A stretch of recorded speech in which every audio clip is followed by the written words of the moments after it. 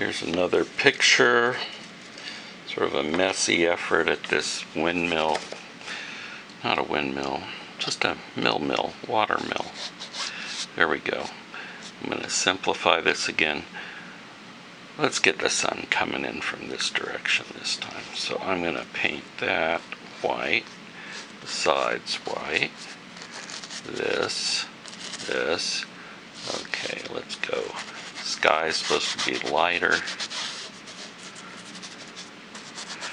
I'm going to try to take this disastrous, messy effort of mine with acrylics, which happen to use just children's paint and red, yellow, and blue, and white, no other colors on the initial acrylic. Try to let the mix colors on the canvas. Okay, and well, have I made it better or worse? I've tried to get rid of a lot of the distracting detail and lay out my lights and darks in the picture. Again, I'm going to rub away a little bit of the stuff on the trees, the sky. Mountain needs to be light because mountains are in the background, are very light colored and grayish. Trees a little closer. The foreground's going to be brighter. The water down here is going to pick up the colors of the sky and the trees, and it's like a mirror, except it's like a wobbly mirror. It distorts the images, but it does pick up everything. In the sky, that's the only place the color comes from, in the water.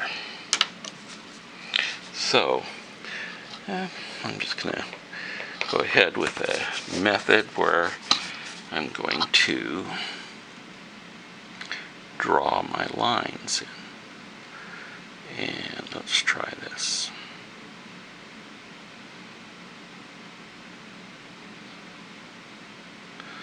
Try not to make it too complicated. That's a really try to key to a good picture is a very simple construction. And so the fewer the lines, you can get the idea through. What my black and my red I put together on the palette so they sort of mix together. I'm going to put this blackish red for these windows here. Let's put a window here, here, here. It just doesn't matter where they are. Just sort of space them. I always tell everybody, make it like a flower arrangement. Just arrange things attractively. That's all you need to do. There isn't one way of doing it. I'm going to have some windows and some doors. You know, if I knew more about barns, I'd probably draw a better barn. I don't know too much, but so I just sort of go with what I know.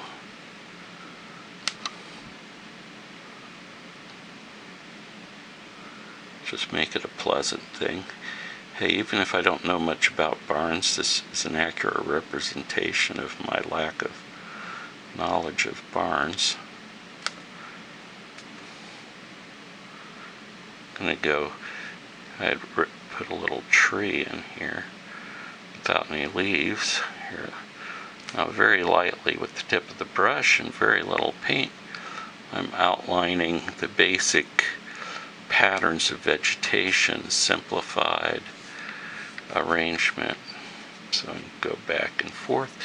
And here is trees. So the underside of the bough, where there's shade in the tree, I'm going to paint that in. I'm running out of paint.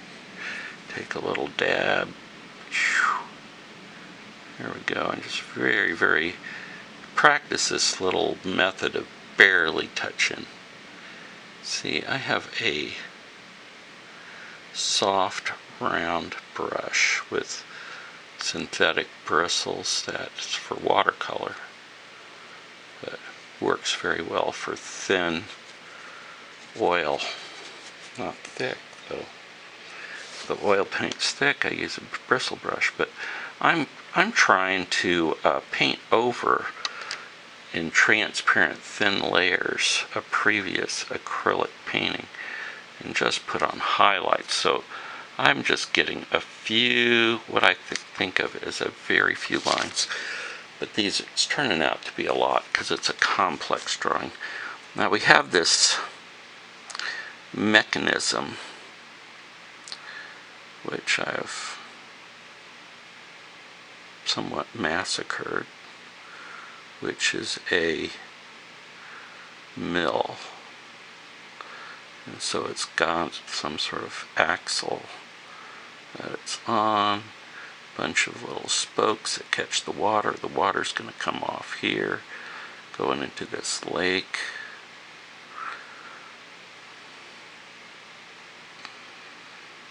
Or river, and there's some sort of ramp to carry the water from upstream.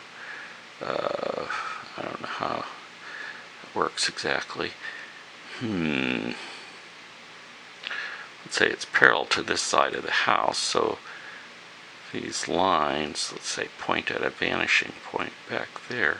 I would want the lines to come down this way, I think. And then it's going to come over this mill. Here, some of the trees in front of that, some behind it. I'm just sort of drawing the half of the outline of the trees representing the underside of the boughs. And then again over here, the patterns of shadows in the vegetation, which, keeping very simple, are trying to into three basic areas. This light coming in from there is going to cause this hillside by the stream cast a shadow over the water. Little shadows in here.